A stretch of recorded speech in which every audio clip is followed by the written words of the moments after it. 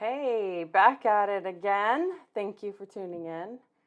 I want to talk about the power of choice today. We all have the power to choose. We have a lot of choices every day. Some of them we make consciously, some of them we make subconsciously. Actually, 90% of them are subconsciously. Shocking. Shocking. Unless you're super, super aware and very, very focused and gain a heck of a lot of control over your thoughts and your mind. Yeah, our subconscious controls 90% of our day. It's crazy. Well, let's begin. Everyone experiences highs and lows in their life. You probably have experienced this in the last day or so or week. I know I have. We've all experienced success and failures, love and heartache, good health, maybe even a health scare, if not you, maybe with a family member, family fun and family trials, financial highs and lows, bonds with friends and disappointments in friendships. There are so many things that we experience in our lives. Okay, some are good, some are bad. But what do these experiences do for us or to us? We all have experienced events that are outside of our control and knock our breath away. Chances are you'll experience something life-changing multiple times in your life. These are all stressful events, right? How do you cope with stress? What do you do to self-medicate or manage your stress? It's really important because it affects every bit of your health. But how do you define stress? Now, I've already mentioned several, but here's the definition. Stress is a feeling of emotional or physical tension. It can come from any event, a formed thought that makes you feel frustrated, angry, or nervous. Stress is your body's reaction to a challenge or a demand. It can be in short bursts.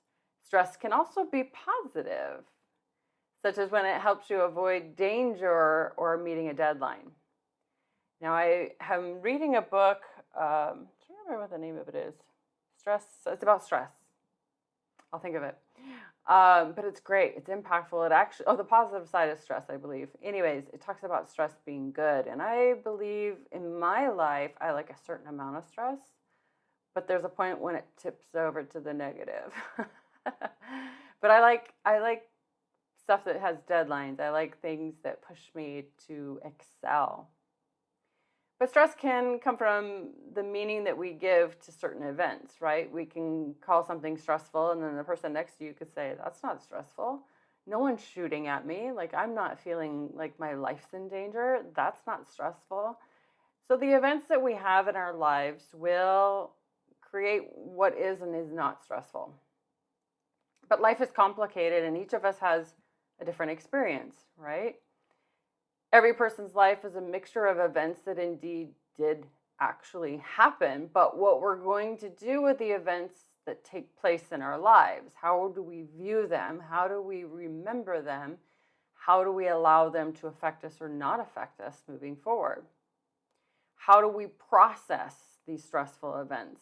How do we cope with these stressful events? How are we going to let them form beliefs? How are we going to let them create stories in our mind? How are we going to understand how the world sees these events through their lens, right? Because everybody's going to see it differently. How do we react and respond is also another question. How will we let it impact us moving forward is really what the bottom line is, right? Because we all know someone that has had something horrific happen to them and it transformed their life in a good way. And I've seen people that have been transformed in a really negative way. So it can go either way. And sometimes we wonder, how did they do that, right? In the positive side. But when you create a meaning or a belief or a story or a perspective, it sticks with you for life. Kind of goes back to that subconscious part of your brain again. How you respond and react to everything coming at you from here forward is what the meaning and the belief that you have on that event.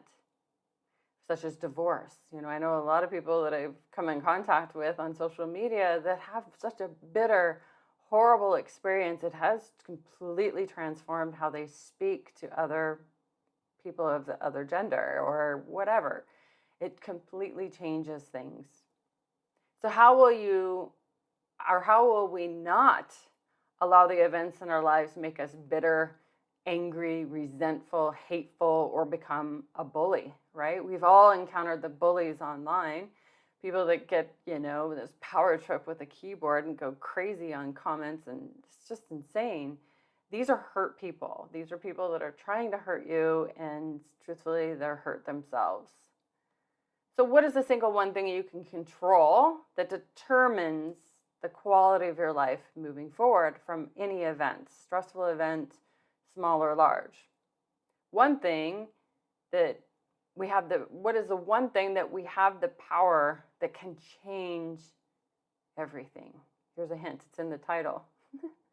Regardless of how bad things get, regardless of what's happened or how awful it is, we have the power of choice. We can't control the world around us as much as we want to. We can't control what's played on the news media. In fact, the news media is not after your best interests. They're after seeking attention, getting ratings by jolting and causing fear and triggering emotions. So we can choose what we focus on. We can choose what we listen to. We can choose what we watch. We can choose what people we're around. And we have a choice on how we respond or react to stressful events. So here's a question for you. This is a really important question. What are you focused on the majority of your day? We can choose what things mean, and we can choose what we work on every day, and we can choose what we focus on. And we can choose these things that will create a meaningful and powerful life. If you focus on the things that you've been done to you, maybe, if you're focusing on the bad things that have been done to you, or the misfortunes, or the poor me, or how come this is always happening to me, or my bad luck, maybe it's all the wrongdoings, or the challenges in your life, or the shortcomings, or the disadvantages, or, well, you're not going to have energy to do what's good for you, what's healthy for your body and your mind. You won't feel good, and you won't have a way to make impactful decisions or choices that do improve your life. Did you realize that the most influential, most high-performing, successful people in the world focus on the power of choice? They choose wisely how they feel. They choose wisely how they think. They choose wisely who they hang around. They choose to be around people that push them to do better, to improve, to strive for more. They're focused, they're determined, they're strong, they're healthy, and they're powerful. If you focus on good luck, maybe fortune, and what you're grateful for, the people that maybe are in your life that you're fortunate to have around you, maybe it's your spouse, maybe it's your kids, maybe you're lucky to have some amazing friends around you, well, that changes everything, right? It makes for a greater, more luxurious life. If you focus and spend energy on people that don't deeply care about you, that are using you, abusing you, and then what you see is, and what you look for is actually evidence of that, because you see that people are taking advantage of you, and you actually seek that out and you look for it. And you might even set them up to give you more misfortune. Might allow them to borrow more things when they've already burned that bridge, right? So you're fighting against the grain. You're seeking out something that simply is not there. True quality friendship. And what you're going to end up doing is attracting more of that type of person into your life. And you're going to see those negative, toxic people all around you, because that's what you're looking for. If you look for people that are really good inside and out, you'll find it. They're out there. They're everywhere.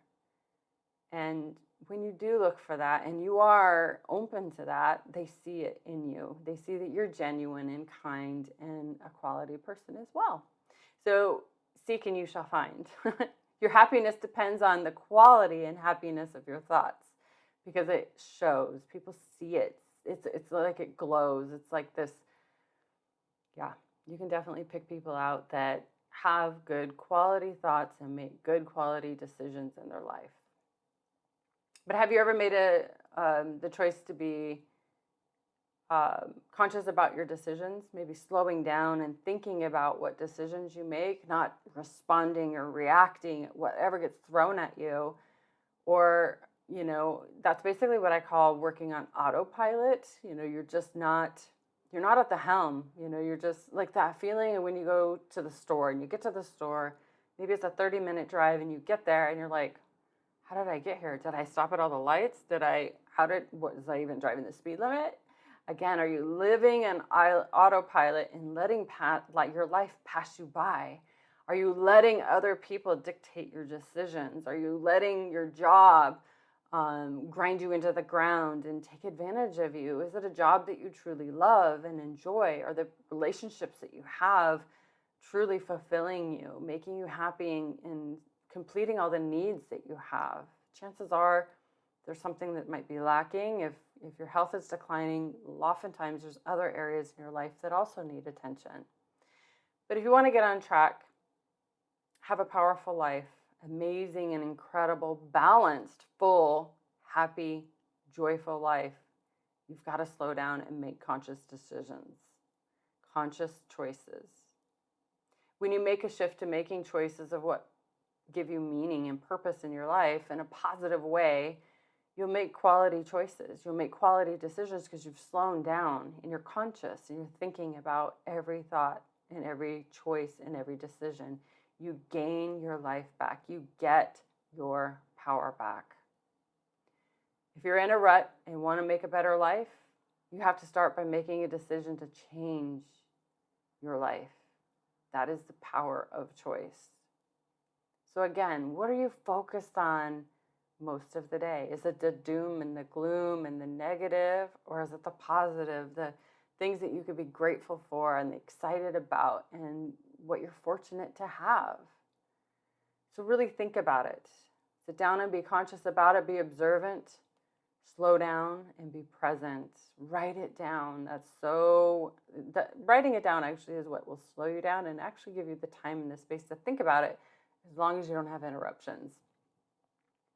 Focus also on how you're feeling when you're thinking about all this. Your feelings are from your thoughts. If you focus on how people don't care about you, then you feel like they don't care about you. And what happens when you feel like people don't care about you? Well, you kind of act like a jerk. That's just natural compared to the opposite way. It's important to look at what you're focusing on and what the meaning is that you're making it about yourself as well. So when someone does something to you, we naturally come up with a meaning, right? We look at it and we justify it or go, oh, well, no one really loves me. I'm not lovable. I'm not wanted, right? And what does that do? That drives you deeper into sadness, loneliness, and isolation. And when you do this, and the person is taking advantage of you, oftentimes you end up putting up great walls and boundaries, and you don't let anybody in, and it makes it for a really lonely life. So depending on what meaning you're making something mean, and remember, you have the choice of the meaning that you put on anything that happens to you. Based on your experiences in life, you get to create the feelings and the meanings by your thoughts. You get to decide the meaning of each event that it has on you and the impact that it has. The meaning or the belief or the story or perspective that you have ultimately will guide you for future events, maybe your reactions, your decisions, and the meanings that you make of future events will change your life. If you believe people are mean and cruel, out to get you, well, do you think that you're going to find true love? The answer is no, right? You will have a negative belief and attract someone that's probably also closed off and out to get you or use you. You won't attract someone that's loving and joyful and will enhance your life.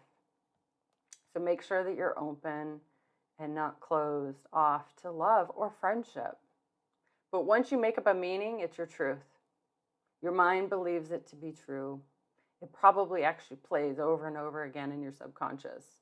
So how you treat someone at the beginning of a relationship should be how you treat them always, right? So you can't meet somebody and treat them in a way that you're not willing to sustain, because it really should be that way forever. And then there will be no end. If you want to have a great relationship, treat them like you did at the beginning always. You'll always be happy to take out the trash. You'll always be happy to do the little cute things that they enjoy. You won't have any complaints. They won't complain about you. And the power of choice is within you. So what you believe about yourself and others affects your whole life and your health. Okay? So negative beliefs and choices impact every level of your life. That's your happiness, your health, your job, your fulfillment, what you're excited about. It affects your choices. It affects your energy. It affects your ability to do and seek out the amazing experiences and opportunities that are out there waiting for you. And again, thinking about your choices, slowing down, clearing out the toxic people in your life, paying attention to what you're watching, what you're consuming, and what you're eating and what you're drinking and how much exercise you're getting. All of these things matter. So the power of choice is within you. If you need help slowing down and being more conscious and understanding really what this means, feel free to reach out to me. I'd love to help you. All right, until next time, the power of choice.